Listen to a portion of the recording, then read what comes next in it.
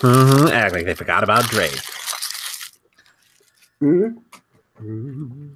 I just want our podcast to start with Josh spouting lyrics and Dave eating French fries. I gotta say, man, the Taco Bell $1 nacho fries. I mean, they just keep coming out with these really good, like low price items. They're very delicious. I've not had them. I still have yet to get a decent helping of They're them. $1. Because the Taco Bell right by me sucks, but Dude, I hated that. When I was in Knoxville, I lived next to a crappy Taco Bell. Oh man, it was like every single order had something wrong with it. Every order. Yep. Dang. Like and you know, I'm the kind of person that checks before I leave. So it's just like I save myself the frustration, but I'm still really frustrated that I have to.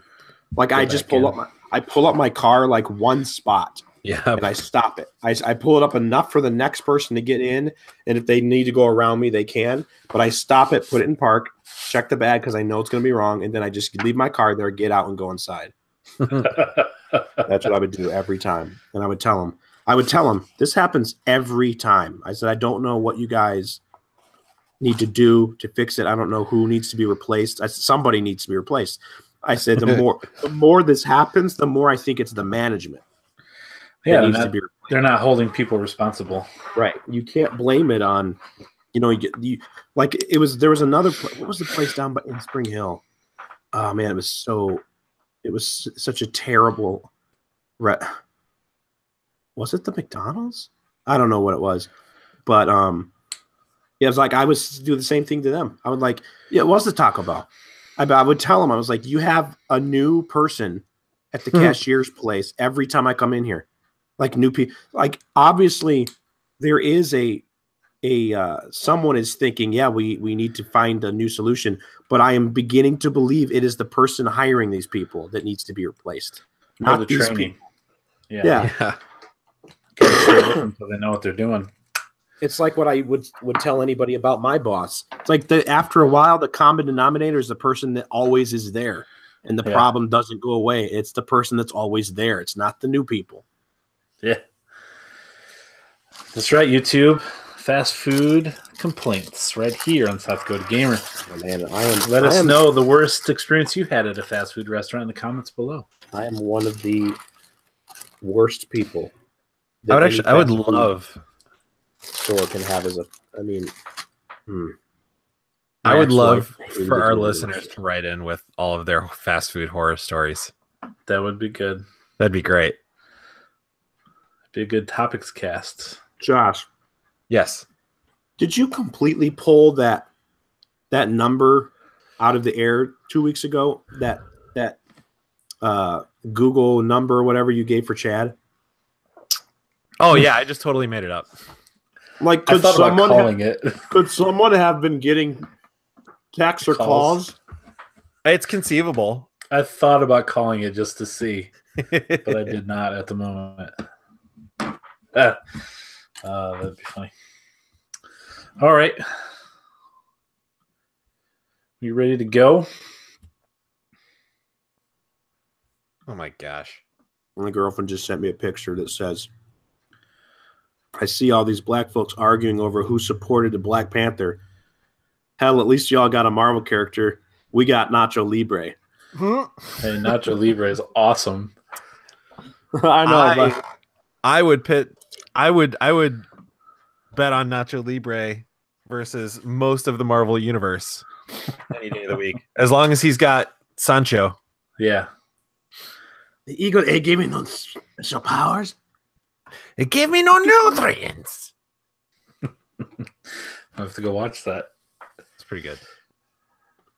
Wait, you've not seen they were the lords? Yes, I've seen it. I'm saying you talking about it. I'm going to have to go watch it again. I have had the diarrhea since Easter's. I'm a little worried about your salvation and stuff. I'm a man of science. Oh, that's good. It suddenly occurs to me that quoting that movie might be extremely racist. No, Michael Scott says it's not racist if they sound like that in the movies. Okay. Because I just had it on. Office was on Comedy Central, and he comes up to Pam. And he's like, "Hello, Pamela." Not racist, because that's how they sound in the movies. Okay. Well, So obviously, Michael Scott is the end all be all of political correctness, so I'll trust him. Absolutely. I have to say, Chad, I wish Isaac was here.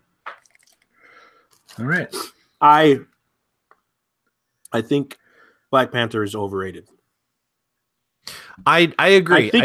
I think it's a very good movie, but I think most of the Marvel movies are very good.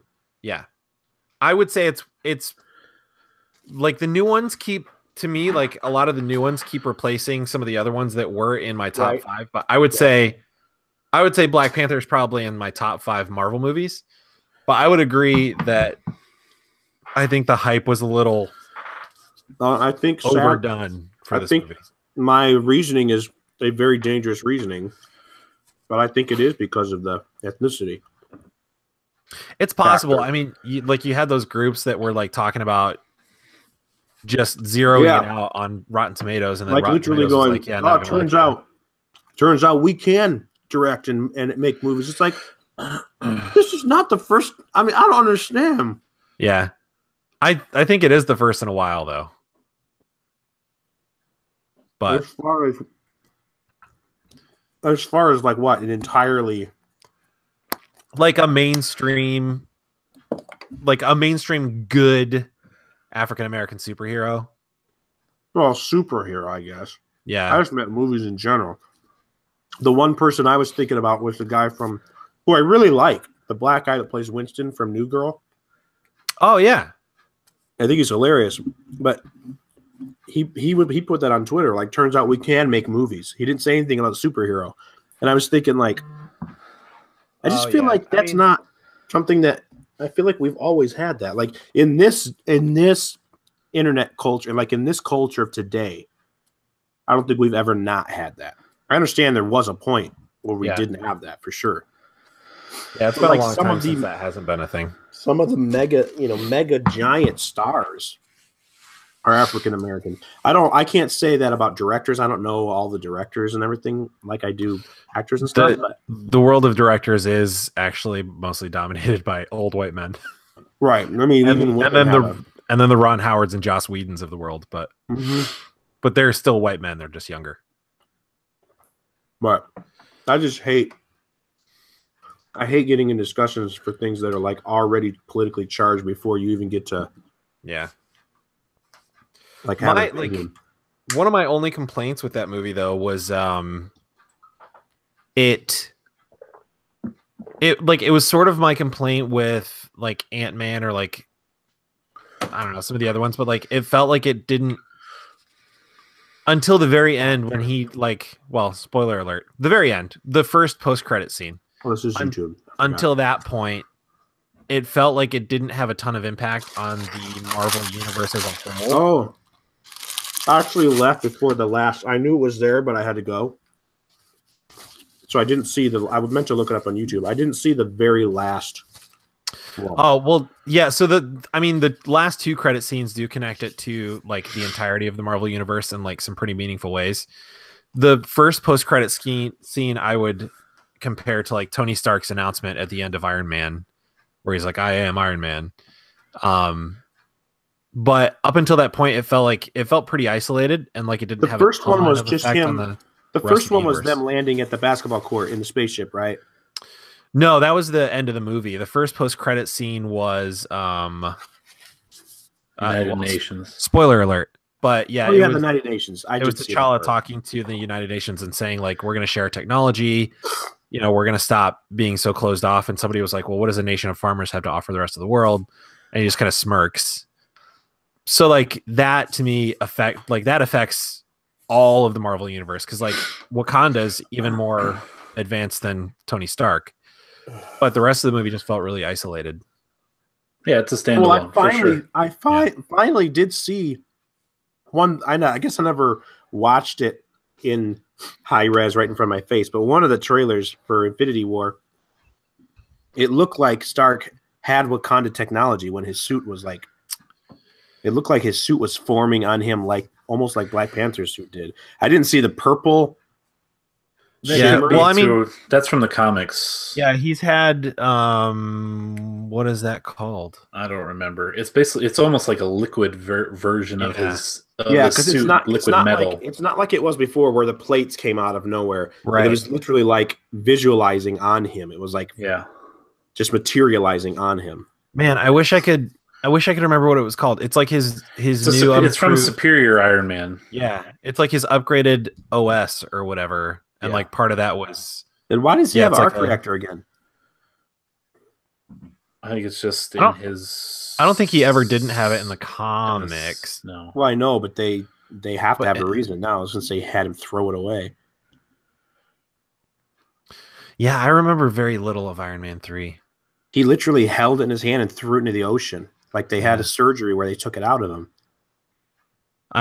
He no longer needs it to stop the pieces from getting to his heart. Yeah.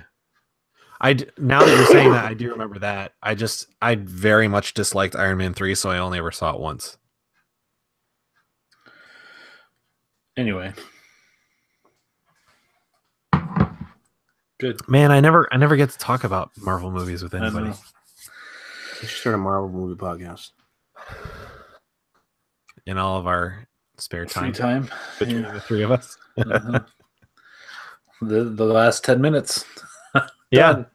Should just record it separately. We could never just go 10 minutes. That's the problem.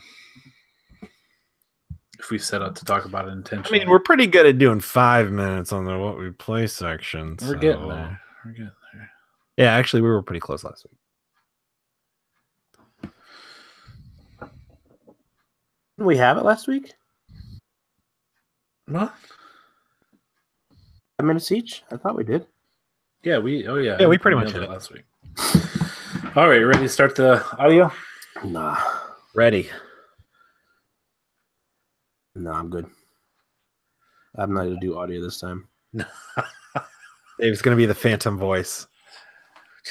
It's going to be random blank spots. The first chunk of the podcast is just us, no sound. It's introduction and then nothing. That'd be great. All right, 3. No, wait, for real. Oh, for love. I'm doing something. Excuse me. How rude. All right, Cheb. Okay. Oh, wait, I accidentally opened my alarm clock instead of... Let me force quit it. Seriously. All right, I'm ready to go. All right, 3, 2, 1. Welcome, ladies and gentlemen, to episode number 158 of the South Dakota Gamer Podcast. Ah, crap. Sorry, wait. Seriously, crap. my mic is not set to my blue. Son of a... For some reason. I don't know why. It is now. We're professionals, YouTube. Let me start. Okay, I'm ready to go now. I've been sick. Yeah. I was going to edit out all the coughs last week, and I'm like, no, I can't. So I didn't. I turned my head. Oh, I know. It's very loud. All right, ready? 3, 2, 1. Welcome, ladies and gentlemen, to episode number 158 of the South Dakota Gamer Podcast, the podcast where regular guys talk about video games. Not all from South Dakota, not all about South Dakota, and that's okay, but that's where I live, and I started it, so that's what I called it. Some may say not a lot of foresight in that name. And you know what? That's okay, because we're here 158 episodes later, not changing it now. I actually said that. Dave is the one that actually said that. That was his voice. Welcome, Dave. Yeah, never tell me the odds. Uh-huh. And the one that didn't say that out loud, Josh Owens. First rule of making Fight Club soap is you don't talk about Fight Club soap. You ruined the yard. That's what you just... Did you make Fight Club soap? Do you have a bathtub full of... Just telling people what the rules are. Yeah, I have a bathtub full of repurposed human fat, and I have a refrigerator full of lye, and I have a stove going in the basement. So FBI, Josh does. He's not in South Dakota, so don't come to this IP Guys, address. I'm just making soap. There's Josh nothing. actually Josh isn't a real person. IP address. Josh is someone else who pretends to be Josh. Right. But is really Brad Pitt. Awesome. Brad Pitt's on the podcast this week, guys. Well, thanks for joining us for what this podcast is. We're about to talk about some video games, but before we get there, I'd like to remind you and invite you to head over to southdakota.com, or actually, well, yeah, go there, southdakotagamer.com, but you could go to patreon.com/southdakotagamer if you'd like to throw $1 or $2 our way. We have a contest going on.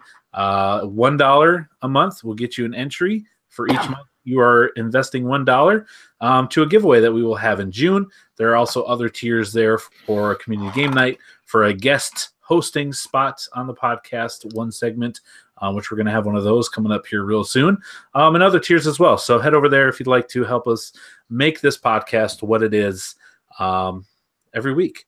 Until you do that, we will continue to put out this wonderful content that we continue to do each and every week for you. Continue. Starting with, thank you, the new releases, as always, brought to us by our good friend Papa Andy and his word of the week. So this week I would like you to not only define the word, guys, but I would like you to say the word. Very simple, Chad. Many people do not understand just how much work went into the writing and the crafting and the minute detail of Game of Thrones. Now, the original spelling of Sansa Stark's name is Tsantsa. Many of you are familiar with this pronunciation type usage of consonants together in the word tsunami. TSU and the rest of it. And the mani, aye.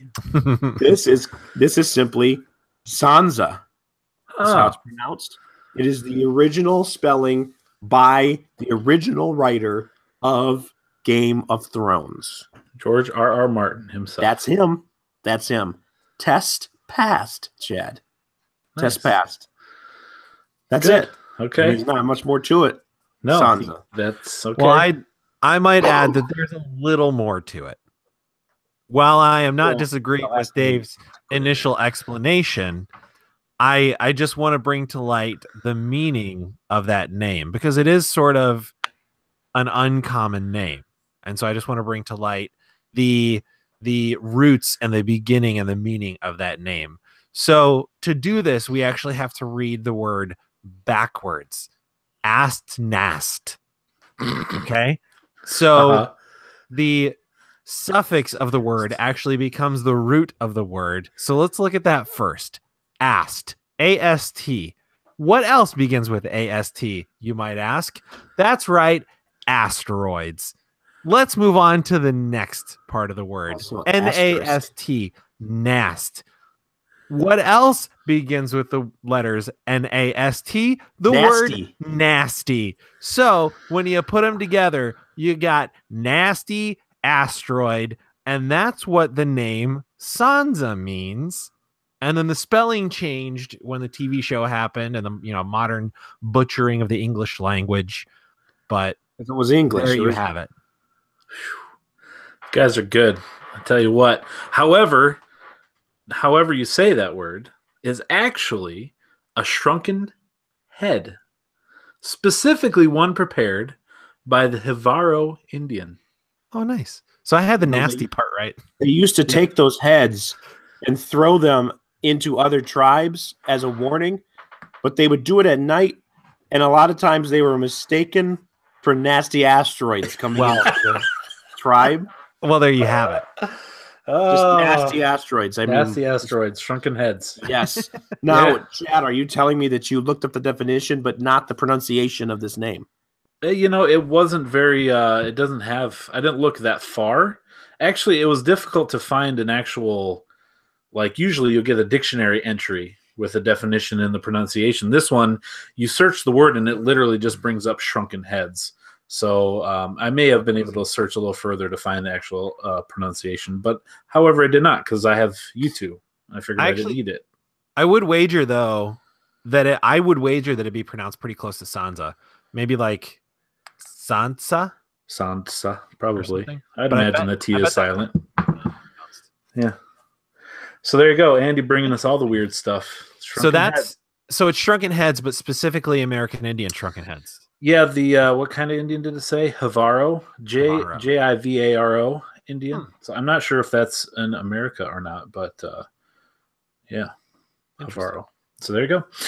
All right, well, that's going to bring us into the new releases, as previously mentioned, and Dave is going to run us through those with his vast knowledge of each game coming out this week. Yes, I will. Knowledge brought to you by the internet. For this week, February 27th, for the PSVR, we're starting off with a game called Moss. Now, in order to figure out what Moss is, we have to say it backwards first. Sam. Nope. No. We're done with that a bit. It's over. Moss is a PlayStation VR game that takes you on a journey through a whimsical fairy tale world in which you control Quill, an adorable mouse. She's equipped with a sword and shield, but she needs the player, who acts as a hooded guide called a reader, to help her unravel the mysteries of a mysterious glowing glass shard. The player can interact with heavy objects in the game to clear Quill's path or give her platforms to jump on. It's simple, but fun, and it's amplified by VR's ability to drop you right into the world and peek around corners.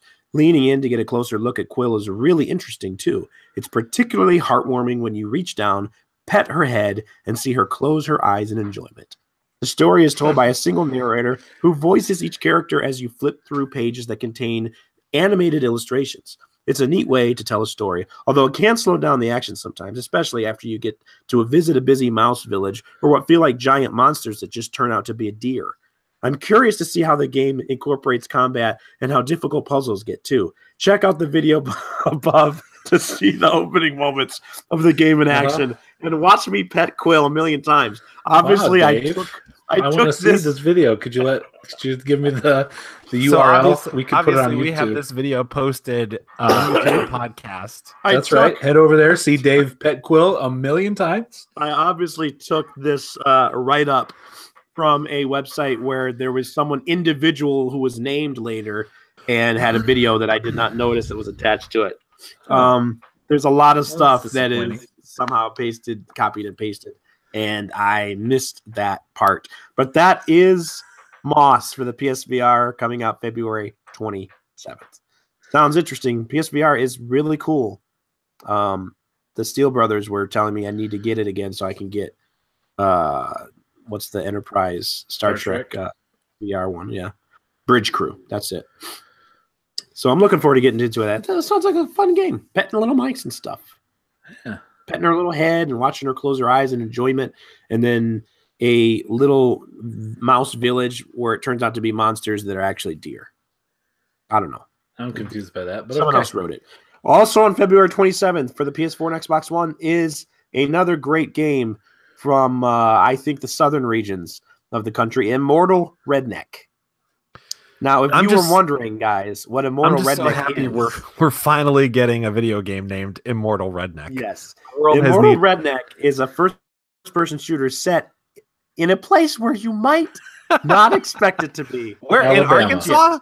Oh, Egypt. Okay, that was going to be my next guess. With roguelike elements. The game mixes old-school first-person shooter action with roguelike mechanics, frantic gameplay, twitch controls, and an arcade-style feel meet randomly generated dungeons, a complete skill tree, permanent death, and 9 classes with different traits. And if you click the video above, you'll see Dave shoot all of the different weapons. Yeah, definitely. The first thing that caught my attention was permanent death in a game called Immortal Redneck. I didn't even notice that. The naming the game revolves around a redneck tourist who wakes up mummified in ancient Egypt after an accident. Okay. Why is he here? How did he survive the accident? And why the heck is he mummified? I love it. The answer lies within the 3 danger-filled pyramids of Giza, all protected by an army of monsters and huge bosses. Obviously, your mission is to get inside the pyramids, kill all the enemies, and discover what's going on. Wait, did you say Big Boss? Yeah. Big Boss is here too? Huge boss.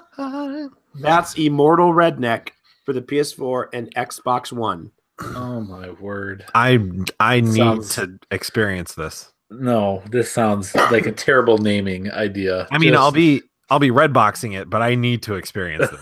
Yeah, what is permadeath doing in a game that has immortal in the title? And why are you using redneck in Egypt? I get it's a tourist, but what? He was transferred there. He was transported through a wormhole. A friend of a guy who knew Big Boss transported through a wormhole, and now he's got to fight the mummies. Check it out. February 27th for PS4, Xbox One, Immortal Rednet. Also, February 27th for the PS4 and Xbox One, D-Blob 2. In D-Blob 2, there was a D-Blob 1. Comrade Black and the Inkies are back with a whole new plot to rid the world of color. Actually, looking at the screenshots and everything, this actually looks like it could be a fun game. I played the first one. With all new help from Papa Blanc and his flock of followers, the Blancs, Blob and his friends will have their work cut out for them, bringing color back to the citizens of Prisma City. Set off on an action-packed color adventure where custom paints, patterns, and music bring the world to life. D-Blob 2 is a creative evolution driven by your imagination. That's D-Blob 2. PS4, Xbox One, February 27th.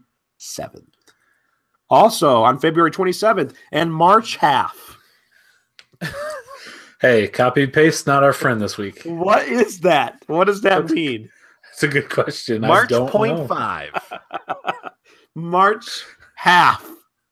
For the PC, PS4, Switch. It's actually 11:30 on the 28th. In order to it's February 29th. In order to discover the true date, you have to read it backwards. So it is 2-1 March Charm. Mulaka for the PC, PS4, Switch, and Xbox One. Dive into northern Mexico's breathtaking landscapes with Mulaka, a 3D action adventure game based on the rich indigenous Why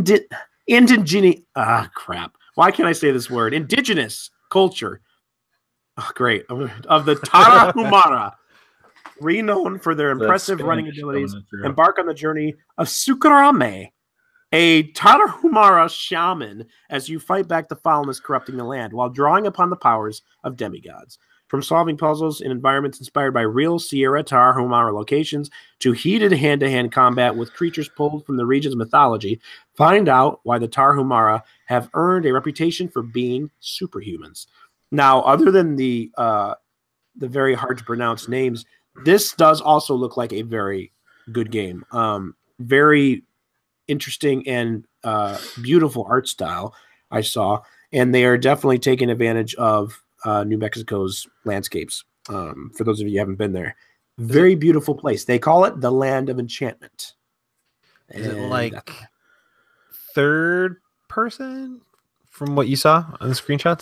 Actually, from what I saw the screenshots, I couldn't tell if it was third person or if I was seeing like cutscenes or not. Because at one point it looked like you were a bird. Another point it looked like you were some type of animal in a forest. But sort of cell shade. It's like the artist or artwork that looks kind of like a painting, like you're controlling a painting, which I sort of like Firewatch. Similar, but not as cartoonish. Interesting. But yeah, it definitely looks interesting. So that comes out on February 27th or sometime in March for the PC, PS4, Switch, and Xbox One. Mulaka. Check it out. Then on February 27th and 28th, I'm imagining in different regions that have not been listed in our things. Maybe the North America and Europe, 27th and 28th, not entirely sure. Rift Star Raiders for the PS4, PC, and Xbox One. The spiral arm has been plunged into chaos, and it's fallen to the poster boy for the Federation's most wanted to save the galaxy and turn a profit. Hordes of War Swarm, a hive mind of alien AI, have waged war on humanity, launching overwhelming attacks against Federation space, and now it falls to you and your ragtag team of raiders to take them out. Hailing from the orbital city of Arcadia, located at the heart of the Far Reach, and home to the galaxy's pirate guilds and criminal elite, raiders are infamous hotshot pilots, scavengers, and mercenaries.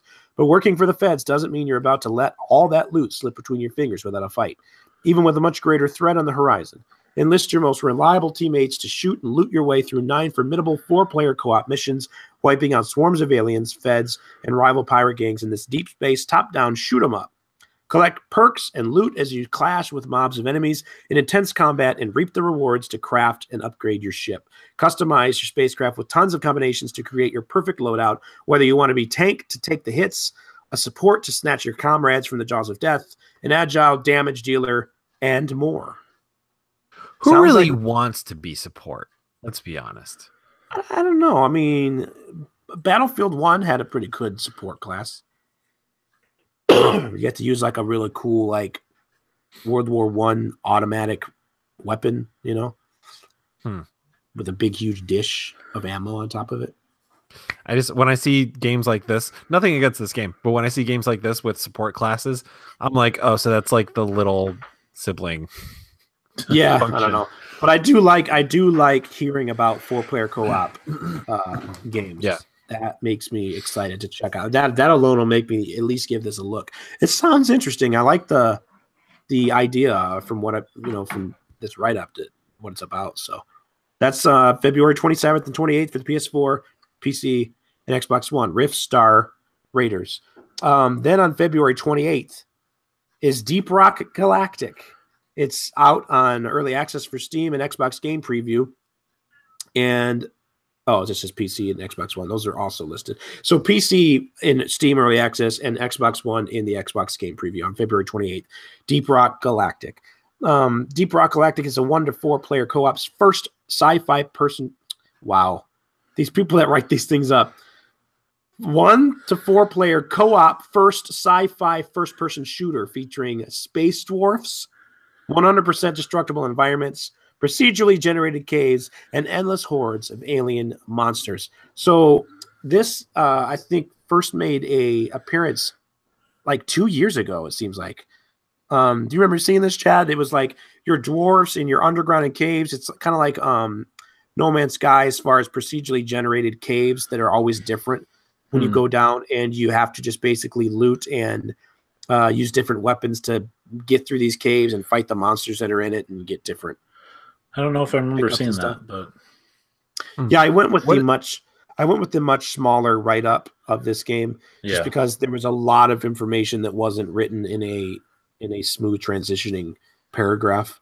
But there's a lot of stuff, and they're very proud of this. It's early access, and I don't know when it's going to be released, in its final form. But it's kind of like that's basically what it is in a nutshell. 1 to 4 player co-op. Your guys are dwarfs going down into procedurally generated caves that you can mine and fight creatures that are in there and get different weapons and perks and loot and stuff as you go. So, what exactly do you guys think co-op first means? So I mean, they want you to play it specifically made for co-op, and then if you don't play co-op, you're not gonna be able to experience it the right way. That'd be my guess. I don't know though. I mean, it says 1 to 4 player. That's just a weird sentence. Is why it was so hard for me to read. 1 to 4 player co-op first. Yeah, 1 to 4 player co-op first sci-fi first person shooter. Very strange. It's weird. But yeah, sounds interesting. And as all of you listeners know, all of you harness the power of the internet in your hands every day. So if you want to check these games out in more depth, there's plenty of YouTube videos and concept videos and artwork and all kinds of stuff you can look up to read about these games every week. We just want to give you a little bit of a summary of what it's about, and hopefully these sometimes strangely written up featurettes are helpful to you. For the new releases of this week, this is David Mann signing off. Well, we got more to do. It's not over. The new releases are over, Chad. Oh, okay. All right. Well, thank you for doing that, Dave.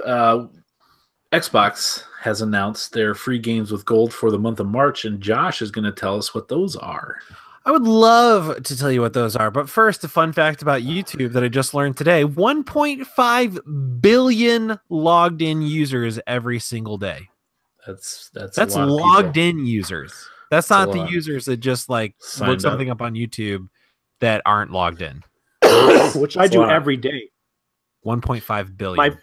My phone and my Xbox and my PlayStation and my computer, my laptop, all are automatically logged in. But when I get on work, I don't leave my Gmail logged in because I want people getting into my stuff. It's crazy. So I log in every day or I don't log in every day. I jump on every day unlogged in. That's just I couldn't wrap my head around how much It's a lot video content that's being consumed by our listeners. No, That's less. right. That's right. All right. So Games with Gold for the month of March. This is a pretty good segue. Good line. Thanks. Pretty good lineup.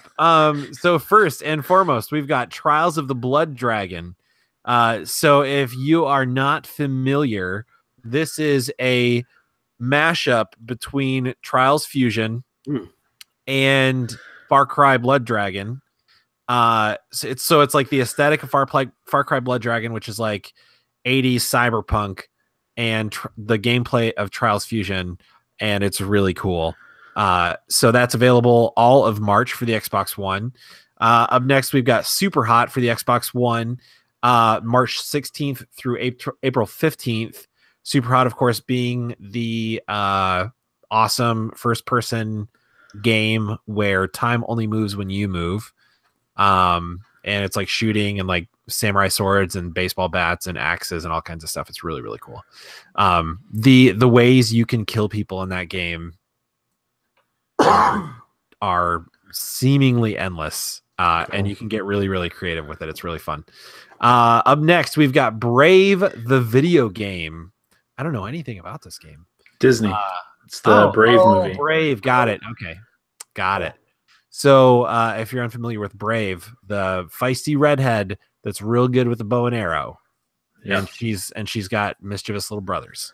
That's available for the Xbox 360, the 1st through the 15th of March.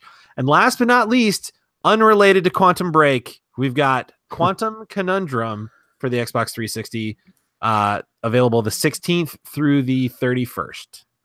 That is the game for the makers of Portal. Basically, it is Portal, not called Portal, though. So if you like Portal, this seemingly is a very close replication of Portal. I'm assuming this came along after. Yep. Cool. So cool. Excellent. All right. Well, there you go. Yeah. Hopefully by next week we'll have the PlayStation free games as well. I assume we will.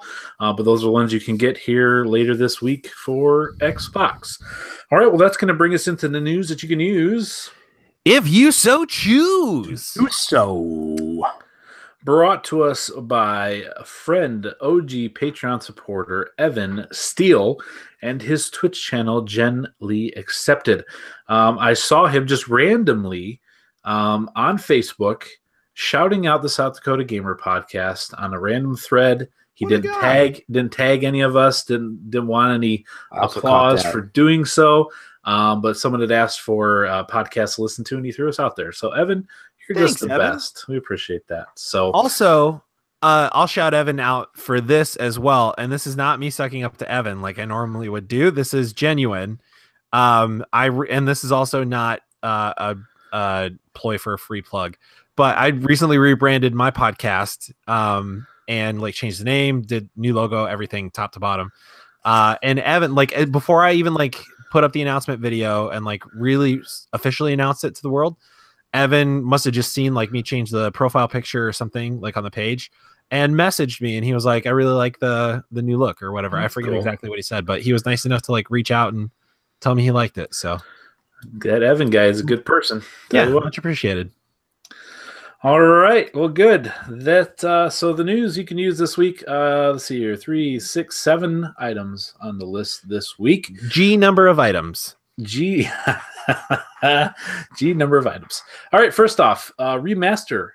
There is Burnout Paradise Remastered is coming March 16th for $40. What do you guys think about that? Snatch that up. Yeah, you a fan of Burnout Paradise? Man, I love that game so much. And I agree with the gentleman over at Large Bomb. And I really hope the original soundtrack is intact, because that Avril Lavigne Hey you I don't like your girlfriend song playing while you're just burning rubber and taking down your rivals, man, that's pretty good. Cool. It's great. Good. Well, I don't know that I ever played that one. I think I played 3 or something. I know I've played a Burnout or a game or two, but yeah. So that one's coming remastered, 4K, all that good stuff, 60 frames, March 16th for the PS4 and Xbox One. Another thing coming out for a game, the Bluehole PUBG Corporation came out and had a few little announcements that they made here this last week. First one being that apologizing for not updating the game as often as they had previously in the year before, and putting the reason being is that they've had to take care of cheaters. Like literally, they've banned over 1 million cheating accounts in that game. Like in the last couple months, 99.9% of them Chinese-based accounts. And it said they basically said it's taking the majority of their time just to keep the game from being overrun by cheaters. So they apologize for that. So they are continuing to work on that. But they did say there will be updates coming, and we will get, or the PC version anyway, will get a new map coming by June of this year. So there'll be a third map added to PUBG before the first half of this year is over. Does that mean Xbox One's going to get the second and third map at the same time? That I don't know if we could know that for sure. It means the Xbox One version will get it eventually. Mm-hmm. When they've not given any indication as if they'll come at the same time or even when that will be the case. But the PC version is officially out, so it's not in pre-release or anything, whereas on the Xbox it's still in the preview program. So it will come to Xbox at some point. The rumor is that it's a snow map.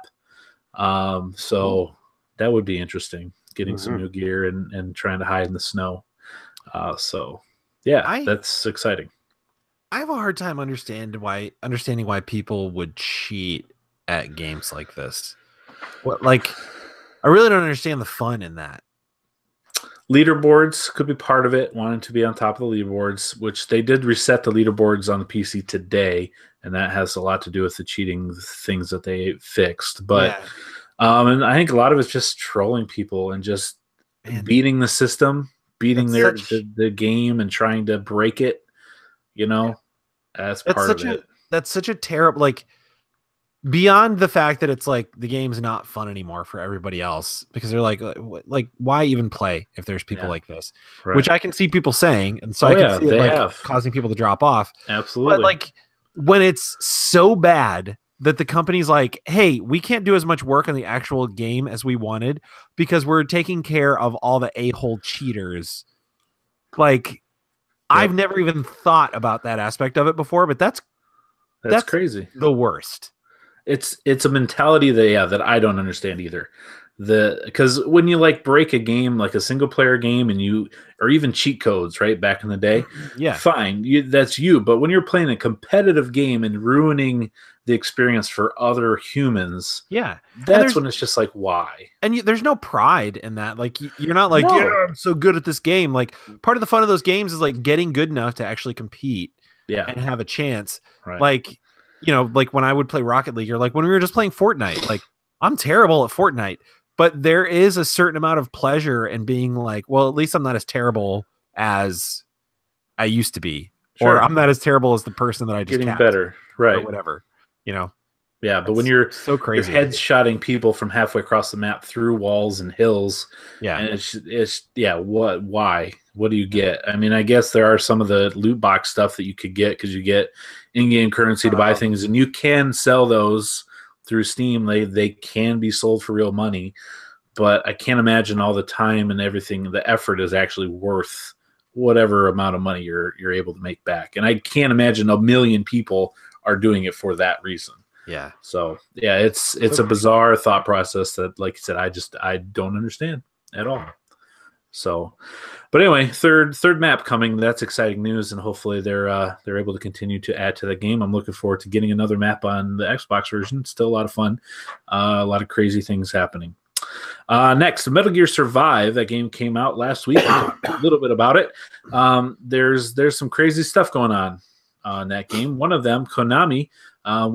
Since the loot box thing has been such a huge hit this year, and charging people money after they buy the game is just, people love it. Really couldn't be going better. Yeah, so they decided, well, since it's such a positive spin, we're going to give everyone in the game one save slot for your character. So you have one save slot, and we'll have 3 other save slots available, but they'll be grayed out. However, you can get those save slots if you give us 10 more bucks. Each, right? Each, yeah. So $10 in Metal Gear Survive will buy you an additional save slot for your game. I'm pretty sure that's a first. I would for a save slot. I would wager that is a first. Yes, I've seen save slots unlocking like after you beat the game, Right. or whatever. Then you open another save slot, but to pay a third or a quarter rather of what the total game costs to get an additional save slot, I don't. Why? Why would they do this? What's the thought process behind them? I honestly think that they realize that their name is so much mud right now with the gamers, just garbage, that what's it going to hurt? It's just Maybe a greedy make some money. Let's see how much money we can get out of this, because it's not going to make people dislike them anymore, right? Yeah, they're already hated. I mean, that's a fair point, and this game has the Metal Gear name on it, so it's probably going to sell either way. Man, to an extent. That's crazy. You're probably right, but that's insane. I was going to make a joke and say, do you think they just enjoy like being the video game world villains, like them and EA, you know? Right. But like that legitimately, Dave's point may actually be correct. Yeah. Blows my mind. So It is ridiculous. yeah, I don't plan on necessarily playing that game. I'm not a big survival game guy anyway, but $10 for initial save slot, no thanks. I'll pass. All right, next. It's with a heavy heart, folks, that I have to announce this next news item. I have a hard time even having the words to come out of my mouth, but apparently this is true. This is real. It's something that we're all going to have to watch for and adjust our schedules and our lives for. And that is that November of 2019, there's a Sonic movie coming. Like the Hedgehog. And it's like, from what I understand, if you can imagine, it's going to be like live action mixed with animation. Roger Rabbit style? Roger Rabbit style. Oh boy. That's been a huge genre, a huge popular thing. Hey, Peter Rabbit was a pretty good movie. I've heard my kids like that. They saw that. They thought it was pretty good. But Peter Rabbit, lovable character. Tradition, been around forever. Chad, you should read the second half of this news point. And the reason that I'm so really upset and like really somber is I'm hoping that this is a sign of the end times. A Sonic movie coming out obviously means the world is about to end, guys. So hug your children, tell your loved ones that you love them, and prepare for the end of the world. So Sonic is coming to theaters. I wasn't going to share this with you guys because some people just like to watch the world burn, and that usually is not me. So I wasn't going to say anything, but since this is on our news outline, I have to share. This past weekend, I was just like lounging around the house. Cecilia and I were doing a couple things just like household stuff. And so I was like, I kind of want to turn on some cartoons. It was a Saturday. And I found out that the Sonic the Hedgehog cartoon is on Netflix. And I remember catching a few of those back in the day when I was a kid.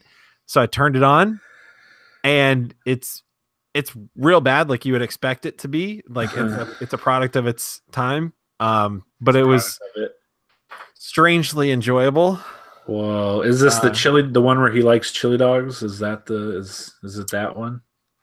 Yes. Steve Urkel, Jaleel White voiced. Chili dogs came up several times in the first 2 episodes. You know how also strangely provocative female characters too. Huh. Yeah, that community hedgehogs. Yeah, there was like a female robot hedgehog. She was like evil, but Sonic didn't know she was evil. So she was like sending him all over the place to like do crazy errands so Dr. Robotnik could like work his evil plans or whatever uninterrupted. And she was like very voluptuously drawn, like not kids show style. Yeah, the Sonic people. It's crazy. I tell you, that's a little but questionable. I thought about texting our group thread and saying that I was watching it, and I knew it would have sparked something. So I was like, you know what? I won't cause conflict. I'll be nice. So that's all I have to say about that. Sorry to bring such a downer in the middle of the news. Hey, maybe they'll get Ryan Reynolds to do the voice. One can only hope. One can only hope. All right, moving on to happier news. Much better video game character mascot, Mario. There's new DLC out for Mario Odyssey. It's free to anyone that owns the game. You get the balloon stuff with Luigi where you can hide balloons and then find balloons for coins.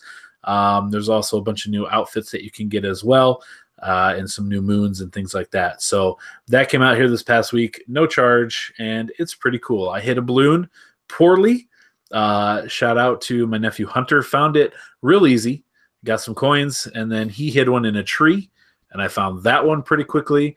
And then I went to find someone else's. So you go to Luigi, and he's holding these balloons, right?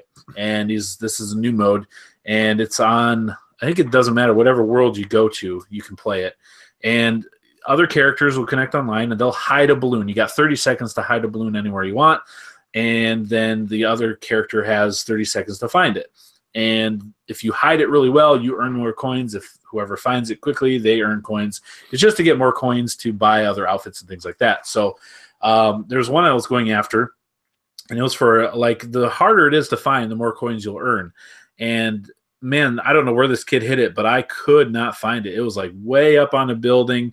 It was in New Donk City, and I tried, like, 3 or 4 times. They even have an arrow that kind of points you out where direction it is, so it's not completely difficult.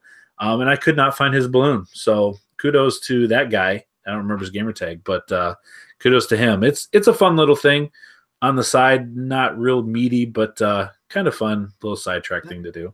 That sounds awesome. So it's not just people on your friends list. No, yeah. Your friends list definitely go to the top, like they're popular at the top, but you can just find random people. You can ask for a new list if you want, like refresh the list, and it'll bring up 5 new people every time you do it. That's so cool. Yeah, it's a cool little thing for free. You know, it's very neat. So that is out for free. Next, EA announced what will be happening at E3 this year. No? Okay. And they said that at EA Play, which usually happens like the day before, they're going to have some things going on. A couple of them are the next Battlefield, which we talked about will be out this year, will be playable. So whatever the next Battlefield is, which I assume will get an announcement before the E3 week, you'll be able to play that there. And then Anthem, they didn't say it'll be playable, but they did say it will be at EA Play as well. So, yeah, I mean, Anthem, obviously there's a lot riding on Anthem for these guys. And then I'm excited to see what the next Battlefield is. The rumor of the, Bad Company sequel is exciting. That hasn't been confirmed or denied, but that would be cool. But even no matter what it is, I love Battlefield 1. I'm looking forward to whatever the next one is coming up here in June. Nice. And then finally, the big news on the item this week, I think, is Modern Warfare 2. Awesome game. I love that game. It's a fantastic Call of Duty game. There's a rumor going around that a remaster version is coming, similar to Modern Warfare Call of Duty 4 that they remastered 2 years ago now, I think, and released. Similar to that type. There's a rumor going around that Modern Warfare 2 will also get that same treatment. Like, pretty credible rumor too, right? Supposedly came from somebody at the studio or something. Well, everywhere I'm seeing, there's no, like, quote unquote reputable sites reporting on this at all. Like, the most reputable site that I found is Maxim.com reporting on this. Well, Chad, you know that they're always on the cutting edge of video game news, so I don't know. The other ones are like BroBible.com and other websites I've not heard about, where, like, the IGNs, the Game Spots, the Polygons, no one has touched this rumor at all. So this rumor has been going around for a while as well. There was a petition put out to get, when the first one Remaster came out for Call of Duty 4, to get this one done. And you know how petitions always sway big companies in the way they do things. It probably had no effect whatsoever. But 2019 is the 10-year anniversary of Call of Duty Modern Warfare 2. So the rumor is that if it's done, it'll be next year, because this year's Treyarch's turn. So next year would be Infinity War. So that lines up. The 10-year anniversary kind of lines up. So it's exciting to think about. It's a little hesitant to say that it's credible, but it would not be surprising if this is a thing. It would make sense. It's not backwards compatible on the Xbox, where a lot of the Black Ops games are. So another, if you look at all the little things, it adds up to it makes sense that they would do it. I spent inordinate amounts of time with that game. It was the best one, as we all did, I'm sure. It's opinion. Definitely my favorite. Yeah, agreed. Yeah, it would do a lot. I think I don't know, maybe it wouldn't, but I would hope it would do a lot for old game nights that we used to have with that game. But it's exciting to hope for. Again, if it does happen, we're looking at almost 2 years away, because those games will come out until November, and I'm sure they would package it like they did with Call of Duty 4. Well, Chad, if we start a petition, maybe we can get it sooner. Dude, I didn't think about that. That's a good idea. Let's maybe start a petition. By E3. That would be great. Still nothing, huh? That was even on purpose. I know. Can't figure him out. He's an enigma. All right, well, that's going to do it for this week's news. Bring us into the next segment, What We Play. Sticking with that, huh? Yeah. I figured to give it another week, see what happens. I like it. I think it's fun. Throw it on me. It's real dumb, and I like it. All right, so we're going to start with Josh and his expanded video game selection this week. What he play? Well, guys, I've been spending a whole lot of time with Neo. How many hours do you think you got into that? Ooh, that's hard to say. I'm only in this. Oh no, I'm in the third. So I think I talked about this before, but it's split up into. It's not like it's a Souls-like game, but it's not like the progression isn't like that. It's like individual missions, and it's split up like by the overview of a world map. Mm-hmm. So you only see like a section of it at a time, because the available missions are in a section of the map at a time. So I'm in the third section of the map. It feels like I'm still not super far into the story. So I don't know, maybe 25 hours in or so. I've got a decent amount of time in the game. Like, I think one of my favorite things about the game is, like, not only is it a Souls-like game, so it's scratching that itch, but the progression, both for your character and for your weapons, is really, really smart, I think. It's a little hard to wrap your head around at first, but once you've got it down, it's really smart and it's really cool. So like there's like the normal stuff, like RPG stuff to level up your character, and leveling up different stats does different things, and it'll make you better with certain weapons versus others. But there's also a blacksmith that you can visit, and that's where you can buy weapons, sell stuff. You can change the look of your character, change the look of your weapons and armor and things like that. But one of the coolest things that you can do is you can there's familiarity levels with your weapons.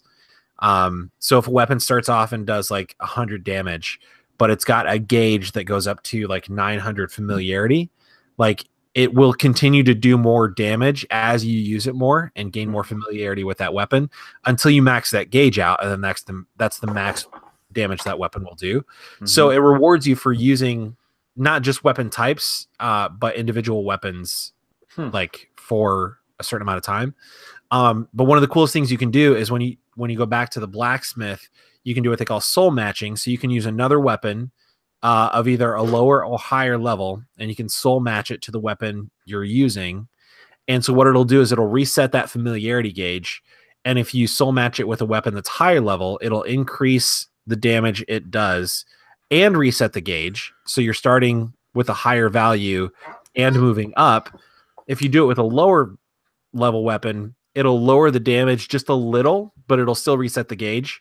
And so by the end, it'll end up doing more damage than it was doing anyway. Interesting. So it's really cool. And there's like other things you can do to like customize your weapons, and like you can reforge them and like reset some of the set. Like you can replace some of the modifiers and like special effects and stuff on weapons. It's really cool. So I've been spending deep.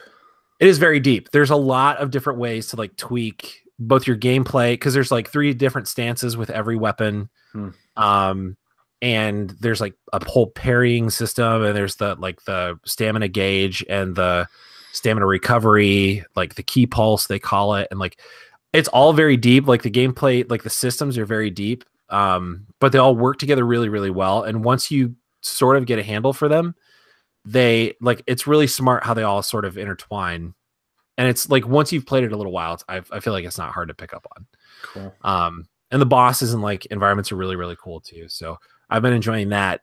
And I saved this for this part of the podcast, guys. Okay. I did a thing this week. Uh-huh. I bought a PSVR. Oh, you did? A couple days ago. And I'm so freaking happy with it. How have you not mentioned this? He didn't tell us. I was gonna send you guys a picture, but I was like, it's better if I just drop it on the podcast. Yeah. That's awesome. So actually, the game that Dave talked about at the top of the podcast, Moss, that is on. They're on like demo disc 2. They're calling it now for the PSVR. So that's actually on that demo disc. So I played that a little bit last night. I just got it last night, and it's really, really cool. So like, it is like it's adorable, and it's like these little like scenes. And so like it's 3-dimensional, and like you really can like look under things and like kind of like look around things and in things to like kind of figure out what the puzzle is. And then you guide the mouse around with your joystick. So it plays like a 3rd-person action game, but then you're also like the camera picks up where your controller is. So you're moving your entire controller to like pull things or push things for the little mouse. You can pick up enemies and like do things with it. So that was really cool. So I played through some of the demo disc. So I originally was going to get the Gran Turismo bundle because it was the cheapest one, and everywhere I looked was out of it. But all PSVR is actually on sale until March 3rd. Yeah. So I just went ahead and got the Skyrim VR bundle. Nice. Because that comes with the camera and the Move controllers and Skyrim VR. So Chad, if you're ever in the area, feel free to stop by. Be at your house. But then like I also had some VR games from like all the PlayStation Plus stuff that I've been downloading and just haven't used. So I played Rush of Blood, which is freaky and cool. What else did I play?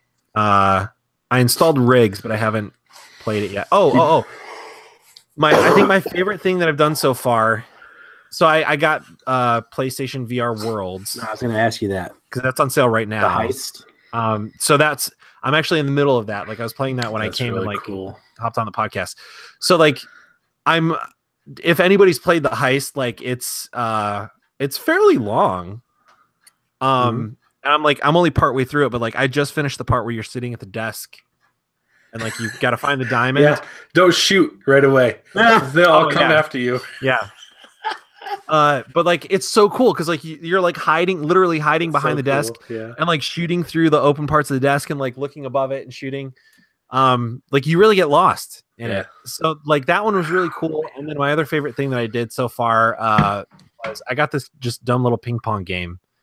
And it really feels like playing ping pong. Like I used to play a lot of ping pong back in the day. I own my own paddle. That's how serious I was. And like after I got adjusted to like the weight's a little bit different because there's no real resistance when you hit the ball and that kind of thing. So like once you get used to that, my ping pong reflexes started to come back into play. And like it was literally like I was playing ping pong. Like the movement, your body movement is the same. Like you can even get a little bit of spin on the ball with the paddle if you do it right. And like the angle of the paddle and everything, like it's really, really cool. And this is where it really does come into effect when they talk about taking breaks, because you don't realize, you can't explain it to someone until they have a PSVR, they've tried PSVR, and it really does tap into other senses that you don't use when you're just sitting with a controller. Yeah. Yeah. And it does take it is taxing in a way on you. It is. That you don't feel outside of the outside of the headset and everything. Like when you're done playing those games, it's not like you're like, oh man, I have to stop playing, but you feel like, man, I just did something. Like it's not the same as just sitting and, when you still have the ambience and you still have the perception of what's going on around you. When you're in that headset, you are fully immersed and you don't know what's going on outside, especially if you have like a good set of headphones to where everything's blocked out. I mean, it's super immersive in a very good way. It's like, so yeah, exactly. I would say that exactly. Like last night I ran through the demo disc and I was doing some other stuff. And I was really just kind of trying to like wrap my head around exactly how to put on the headset, like what the space is like. But I got done and like I didn't do it for terribly long. And at one point, like I just had to take the headset off and I laid it down and I was just sitting for a second. And like you also feel kind of weird when you come out of it because like you're used to things not being like actually touchable or like things not having weight or substance. And then when you're actually doing things with your hands, it's weird too. So it's like a readjustment period. But like I was just sitting there and I was like just trying to wrap my head around all of it. And like my brain was kind of tired. And Cecilia was like, "Are you done with it already? Like, are you already like bored?" And I was like, "No, it's literally like need a break. You gotta like step back for a second and be like, oh my gosh." Have you experienced crazy? Have you experienced like the effects it has on you as your body gets used to it? As far as like if you're standing up and you move at all, like if you feel the difference in equilibrium and so no, like so when I was playing ping pong, like the movement's pretty accurate, at least in that game. So I didn't feel like off balance or anything like that. I felt like I was pretty well oriented.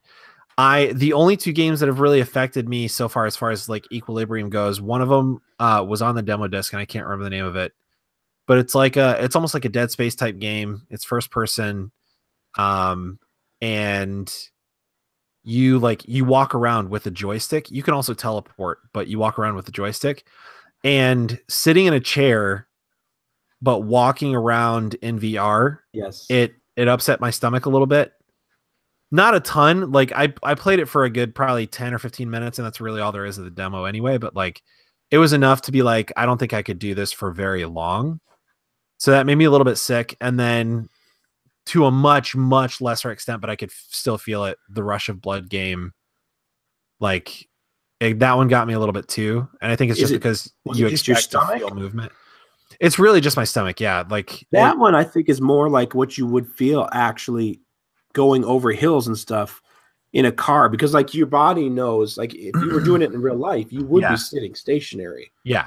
You would be moving, but you're still sitting stationary. And so that one I think maybe because it's more about because you're like looking all around as you're moving. So like there's a lot of movement happening, so that it may be just that. You need to look up a lot of those games off the first demo disc are free downloads. Try to look for, if you haven't already, the Resident Evil kitchen demo. Yeah. So I did download the first demo disc. Okay. Last night off the PlayStation. It's on there. I'm pretty sure it's on there. Yeah, I just haven't opened it. You made me play it. But yeah, I think I made Chad do it. Yeah. I think just the base game of Resident Evil 7 is playable all the way through in VR. It is. No, it is. I couldn't get through it. Remember, like Josh, if you try, so I'm at least gonna try it out. Yes, I couldn't get through doors. Like I would get to doors, and you could literally lean in and peek through them, like in real life. And I was just like, it was taking me way too long to move from room to room. I feel like it would be the same for me. I was having a hard time with Rush of Blood, but there's no way, because it's like it's not real. Well, it's VR, but it doesn't matter. Like it's right there. Just close your eyes. Yep. Yeah. Go into that's even worse though, because you can still hear it.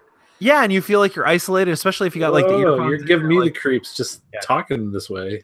But anyway, like all that being said, I know I went over my 5 minutes. I'm sorry, but that's cool. It's just it's so cool, and like I couldn't stop telling Cecilia last night, like, this is so cool. And then she tried it, and she really liked it. There was a couple things she liked, so it really makes me want to get one. she really liked Thumper.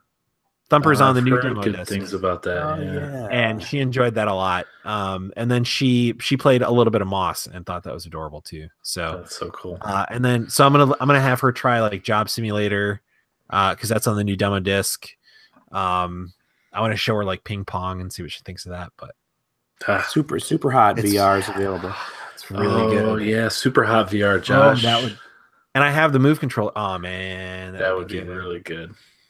Those are like brand new levels too. They aren't the same. Yeah, don't mind me. I'm gonna look up right now and see if it's on sale. But that's all I played. That's awesome. That's but I wanted to share that news on the podcast. So very cool. All right, well, I'll go next. Nothing near as exciting as that, but I played some more PUBG. We didn't have as great of a time out last week as we usually do. But still fun, still enjoy that game. It's very addictive. I look forward to playing it every Monday, hoping Tyler is around, which he is not this week, but we can still play some of that, and I enjoy having fun with PUBG. And then the only other game I played was Shadow of the Colossus. Dave was kind enough to purchase that game for us a couple weeks ago, and I never touched it on the PS2. I think I was at college at that time, so I never had the opportunity to play it. And then by the time I did, it was older and had issues with cameras and everything like that. And so they remastered it, obviously. And wow, is that game cool. It looks fantastic. I've seen some videos of the PS2 version, and it looks like a PS2 game. But the way it looks now, the vistas are it's huge and beautiful, and man, everything looks awesome. And I think there are 15 or 16 colossi that you have to defeat. And I think I've gotten through 11 of them. And each one is so unique and awesome in its own way. I've been sending Dave pictures on the PS4 Messenger thread just so I can have them on my phone. So I've been inundating him with those, but man, they're just massive, and the little puzzles and trying to figure out what you have to do to grab onto their fur, to crawl up to their back or their head or their wing or wherever the case may be, where is their weak point to stab them and take them down, is awesome. And Dave, I think you talked about the bird one once, and getting that thing to swoop down on you and then grab him as he's flying by, and then you're just flying through the air, trying to hang on to this thing as it's trying to shake you off, crawl to its other side of the other wing. Health, your stamina meter. Yeah, watch your grip meter or stamina deplete, and if it goes all the way down, you're going to fall off. Which I did find out, and this is from listening to the Giant Beast cast, Dan Reichert. Those lizards that run around, if you get a silver-tailed lizard, which there's a trophy for, but those lizards increase your grip meter if you kill them and then pick them up with the R2 button. Lizards.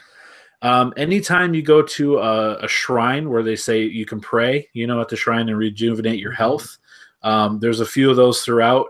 There's always one on that, and he'll just kind of scurry around the shrine. He won't go off it, so you'll always have one there. And then every once in a while, if you're riding Argo or you're just walking through, you'll see them on the walls. You'll see them on the ground. They're black, and some of them have little silver tails. And if you kill them, and I don't know if he eats them or gathers them, but if you pick them up, your grip meter gets longer. So like it starts with a circle, and then on the left side it starts to increase. So I've increased it quite a bit on the left side because I was looking out for those. So tip there for you if you've not played that. But yeah, so it's just been super cool. I finally got to one that wasn't that big, but he was fast. And when you first start off, they don't really attack you. Like they're just kind of lumbering giants. Reminds me a lot of God of War with some of the enemies and just how big they are, in the spectacle of them. But then you get to a point where they start firing at you, like they're shooting electric bolts at you or things like that. And yeah, man, this game, it's cool. It's amazing. And unlike other games where you go after bosses and they're always trying to kill you, and it's like when you win, it's like da da da da, you get like this XP and all these. They congratulate you through the game. When you kill these things, you kind of feel like you're doing something bad.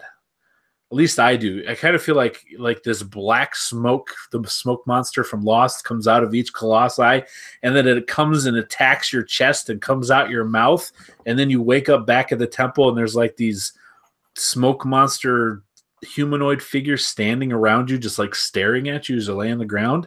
I don't feel like I feel like I'm the bad guy in this game, which is weird because these things aren't doing anything to hurt anyone.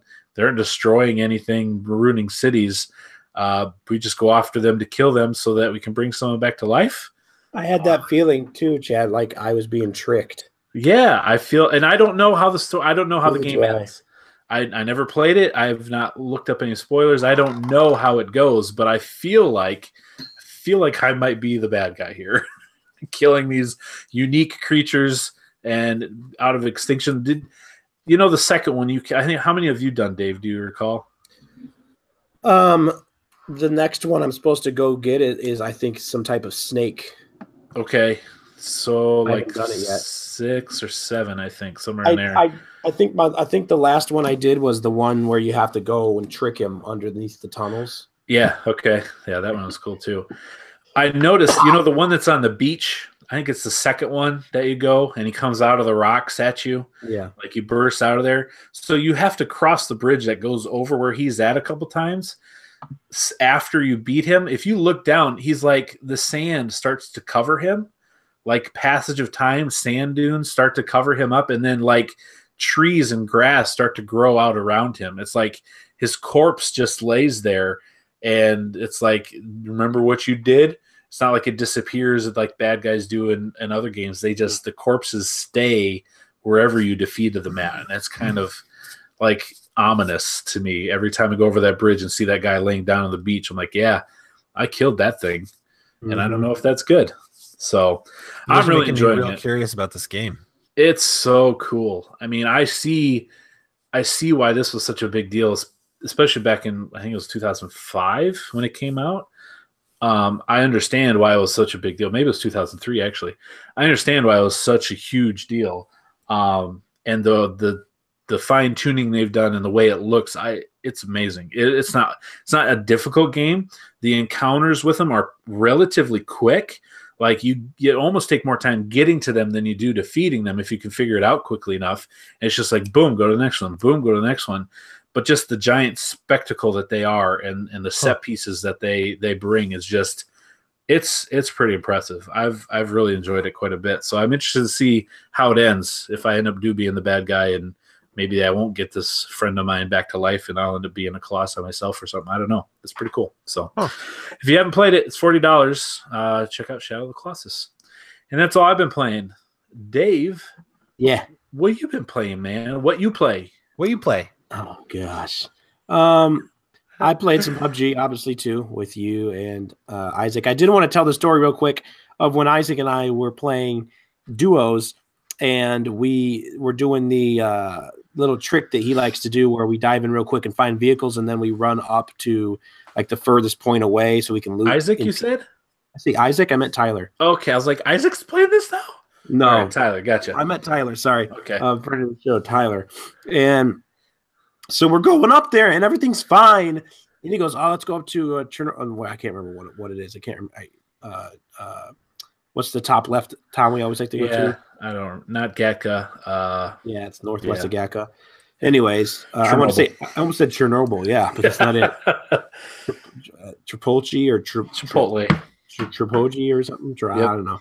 But anyways, so we're going there, and I'm in front of him. We're both in our own vehicles. And I drive up over one of the big bridges to go across to this town. And Tyler is like, I don't know, like 5 seconds behind me. I go over the bridge, no problem. Tyler goes up on the bridge. All of a sudden, his car just falls through the bridge as if it doesn't exist. Yeah. I remember seeing this. And he's driving fast. So the trajectory of his car just plummets him underwater. He can't get out of his vehicle. The car goes so deep, he almost drowns coming up out of the water. He couldn't even get out of the water because the car went so deep. Just just the bridge. It's like the bridge didn't exist. It was there visibly, but his car just went through it. He took a video of it and sent it and just could not stop laughing. I went over it, no problem. I went over it like there was no issue whatsoever. Oh man! And his car just fell through it, as if Georgia it was like, Pool. Georgia Pool, yeah. So that was funny. That's hilarious. I then played on my Switch for a little bit this week. I ended up going to my girlfriend's for the weekend, and her two boys, obviously, they really like me bringing the Switch over there. And so I was playing it a little bit when I had some free time. I finished, I rolled credits on Super Mario Odyssey finally. Decided I was just going to do that. I was in the last world for such a long time and finally decided to just do it, which was really fun. That game is so awesome. Yeah. And, it just basically reinvigorated me to get more moons because it's like, oh, yeah, we're not done. We can do all this. And then when we went to the Mushroom Kingdom, and I was getting the stars, and I was like, "Oh my gosh, it's Mario 64!"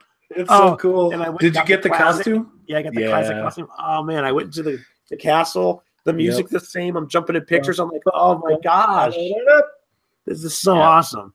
Yeah, so great. Did that. That was really fun. I also bought one of the games we talked about a couple weeks ago, Old Man's Journey for the Switch, which has sort of gosh, Josh, what's the game that you like? You're one of your favorite games of the year.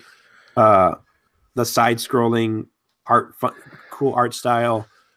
Mystery, Salt and Sanctuary. No, kind of like horror. Where the girl with the radios, the girl on the radios. Oh, Oxenfree. Oxenfree. Yeah. It sort of has an Oxenfree feel to it as far as the gameplay, going back and forth. The art style is a little brighter. It's a lot less darker. I barely played it at all. There's a story. He gets a piece of mail and he reads it, and he quickly goes into his house and gets a backpack and a bunch of supplies, and he takes off with a walking stick. So I don't even really know what's happening yet, but it's got a nice little soundtrack and it's very serene and everything. So I'm looking forward to finishing that. Of course, since I had the Switch and had kids and multiplayer, we played Snipper Clips, which was great. Me and my girlfriend and her two boys playing 4-player cooperative. It was really cool. After you get through the initial urge to just go back and forth cutting each other and not doing anything constructive, then we started actually doing it, and so it was fun. We would give each other high fives and stuff and yelling. It was really cool. And then they played like Overcooked and Minecraft, and then I had the privilege of introducing them to a very great game that came out recently called Sonic Mania. And I got to tell you, did they love it? Never played a Sonic game before in their life.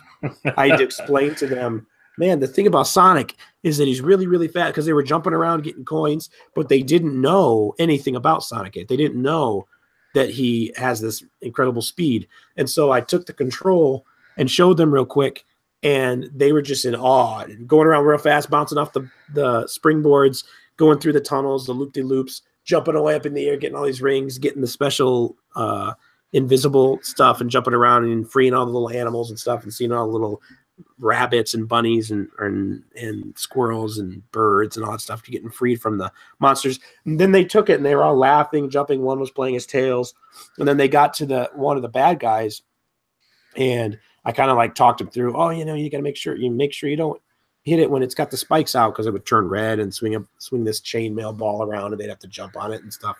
And they beat it, and they're real happy. And it was like, I reminded me of the times when I was a kid, and a lot of my other friends that also talk about that. And of course, the ratings that you can find online that do prove that Sonic was, in fact, a very successful and very well loved franchise. And I mean, still got a cartoon on Netflix, for crying out loud, and a movie coming out in 2019. Do they need to make a Sonic movie? No, but they can, because the desire is there for a Sonic movie.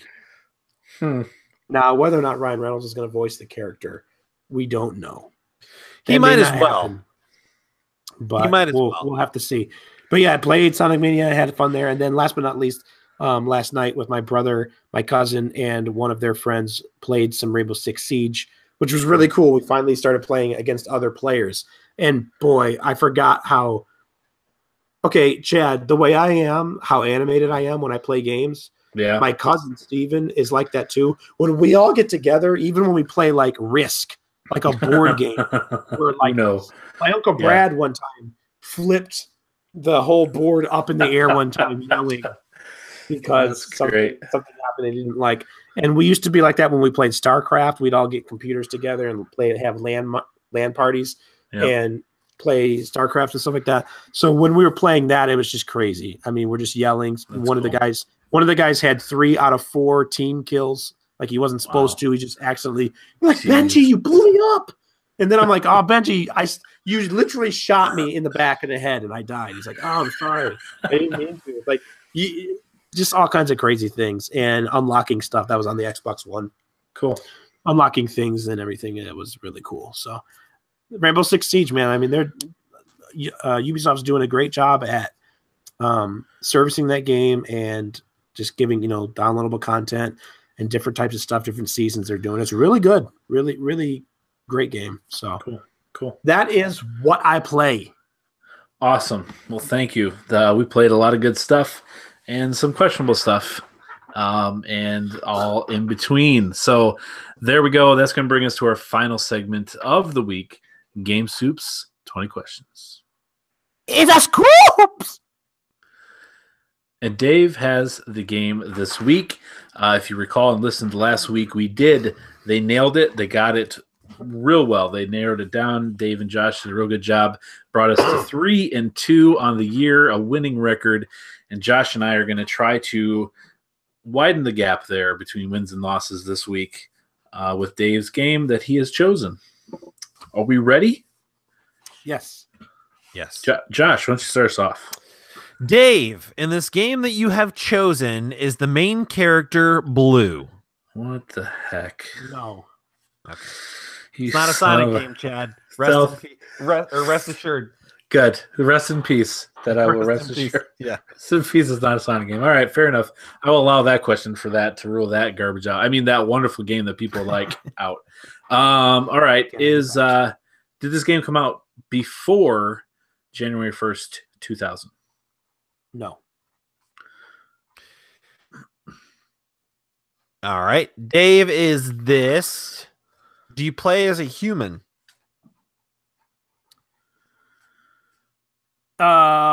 Questionable, but I would say yes. I would say humanoid. Humanoid. Okay, fair. So it could be. I think we know definitively that Zelda is not a human, or Oh, I can't believe I did that. Yeah. Link is not a human. Zordle. Yeah, good job. All right. Dang. But it's questionable if Mario's a human. All right. Did this game come out after January 1st, 2010? No. All right. Is this a Nintendo game? Yes. Good. Is this a Mario? Does this game have... Should I ask, is this a Mario game? Or should I say, is this a Mario property game? If I want to know if it's Mario. That's okay. I mean... I feel like they're both almost the same question. So are you saying, Chad, are you asking that because a Mario property game could be a Yoshi game, even though it's not a Mario game? Well, I get... Yeah, or I suppose Luigi's Mansion could be a like Mario Kart. Property. Is Mario Kart a Mario game per se? I guess if I just ask if Mario is in the game, that'd probably be. Is the character you play Mario? No. Okay. Could be Luigi. See, and he didn't say you can, so to me that rules out Mario Kart or golf, tennis, all the things that you can choose Mario as a character. Right. So I'm trying, or like Wario is another, like Wario or Waluigi. Those are all humanoid characters in the Nintendo universe. I'm trying to think. I feel like it's pretty definitive that Link is not a human.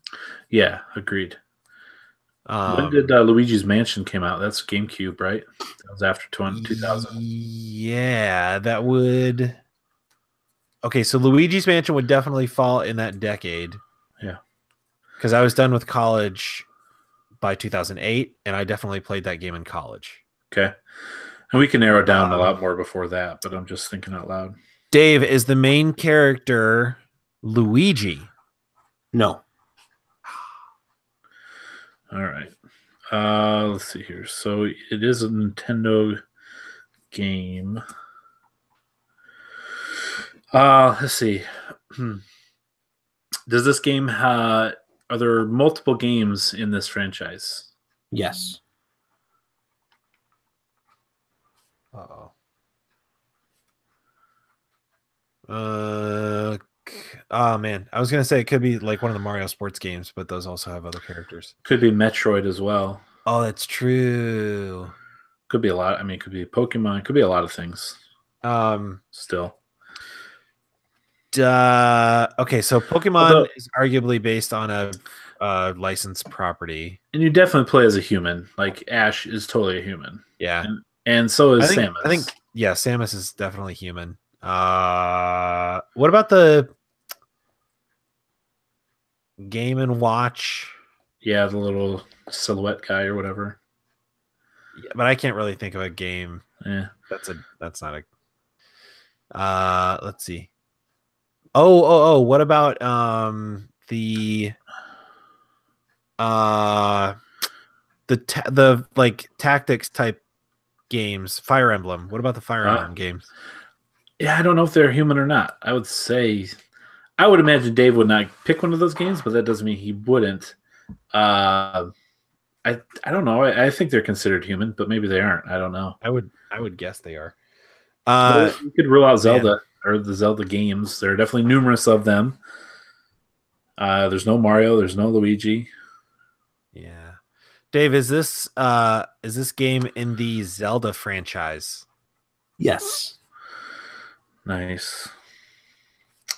So he did say humanoid. Yeah, right. That makes sense. Is this the first game in the series? I mean, this came out after 2000. Oh yeah, you're right. That was a dumb question. Thank you for saving me that, because that was like 83 or whatever. I didn't even catch that. Duh. Okay, so after 2000, Skyward Sword, Twilight Princess, Breath of the Wild, obviously, A Link Between Worlds.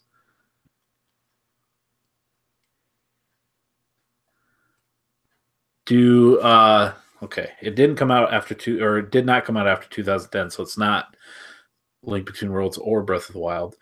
So either Twilight Princess or Skyward Sword, or what's the boat one? Wind Waker. Dave, can you turn into a wolf in this game? No. That's 10. So that means it's not Twilight Princess. So wasn't Spirit Tracks around this time too? Yeah. Yeah, because that was the DS. Maybe. I don't know. Do you sail a boat in this game, Dave? Yes. Hey. So is that the only one that you could do that in? I know you couldn't do it in Spirit Tracks. That was just trains. Skyward Sword was all in the sky. I think has to be Wind Waker. So I also know that there was portions of the game where you could like fire a cannon at like sea monsters and different things. You also could upgrade your sails. You could get better sails. Also, Dave, can you get better upgraded sails in this game? Yes. All right. That's it. Woo. Go ahead, Josh. So, Dave, is this game? Is it just Zelda Wind Waker? Yeah. Like The Legend of Zelda Wind Waker? Wind Waker. Is this game Wind Waker, Dave? The Legend of Zelda, The Wind Waker. Yes. Yeah. Yes, released in in North America, March 24th, 2003. It was December 13th in Japan, 2002. Single player, multiplayer action adventure game from Nintendo. Good game. And yeah, really good game. One that I don't think I got to finish this because it was on my brother's GameCube and I was coming home from college. I never owned a GameCube myself. But I didn't play it until they HDified it on the Wii U. That's the first time I played that one. See, this would be a great game to have on the Switch. Oh man, would it ever? Oh, Spirit Tracks is really good too. Both of those games would be good to have handheld again. Come on, Nintendo. Mm-hmm. Let us buy more stuff, please. Again. Yeah. Cool. Well, Gary, you go. Yeah. Puts us to 4-2 for the year. Wow, we're on a winning streak, is what that's called, ladies and gentlemen. We did it again. Thanks, Dave. Good pick. Good job, Josh. There goes Josh or Dave with his good songs. I was literally just listening to that song today at work. Okay. It's on like a speaker system, right? And you don't have a choice. Like it just plays in your workplace. No, I played it in my earbuds. Josh is not that innocent. Oh my word! I'm not ashamed. I've got Hanson on. Okay. My saved music. All right. Well, that's it. We did it again this week. Remember, we are part of the SiouxEmpire.com podcast family. You can head over there to check out other South Dakota podcasts. We're proud and happy to be part of that group. Empire. That's right. They just hired Dave to do a little promotion, and that was it. That was the first pass. What do you think? Nailed it? I loved it. So. I just love that there is a I need to check it out actually sometime because I still haven't listened. I just love that there is a magician with a podcast. Yeah. And I think the reason I haven't listened yet is because I like the idea the mystique. He does audio magic. And he just describes the trick he's doing. And now I'm pulling a rabbit out of my hat where there was none. And this is where you say, "Oh my gosh, where did it come from?" You don't see the third ball that I'm putting back this side of my head. You don't see that. You're like, I don't. And I just pulled a corner from behind your ear. I don't see it. That's good. No. How to say no. All right. Well, that's going to do it this week. We look forward to many upcoming weeks with the podcast. There will be a special guest here coming up in the next week or two, and a fun little segment that we're going to do for that. So I just thought of those people listening to our podcast and be like, God, please drop these guys. I mean, come on. I know. They've obviously never listened. Listen to them. Please tell them they can't do this anymore. They're misrepresenting everything we're doing. I apologize to that magician because he's probably very serious about his craft, and I respect that. And I'm They're sure he's a very inviting nice guy. all other 49 states. I mean, come on. These aren't podcasts for all of the 50 states. Yeah. The magician's like, oh my gosh, I don't have a show for all 50 states. I'm like, you can't have these guys doing this. No. Make them stop. All right, we're going to stop the nonsense. It's been a great week. Thanks for listening. We'll see you next time. Okay, bye. E3. Sure, now he does it. You just edit that out. Along with the Sonic stuff. Blasphemy. Bye, YouTube. Thanks for watching. When you do, if you want to like the video, that would be real sweet, real easy. Just click it. Are you part of the 1.5 billion? They're not logged in, so they can't like it. Well, log in so you can like it. Log in and like it. Also, I mean, they have to sign in and verify their age because it's age content restricted. Did you not know that? Are we really? No, it's not. Something that we posted. Nuh-uh. Are you serious? No, I'm not serious. I was gonna say, I feel like we would have to mark it like that. All right. See you, YouTube. Bye-bye.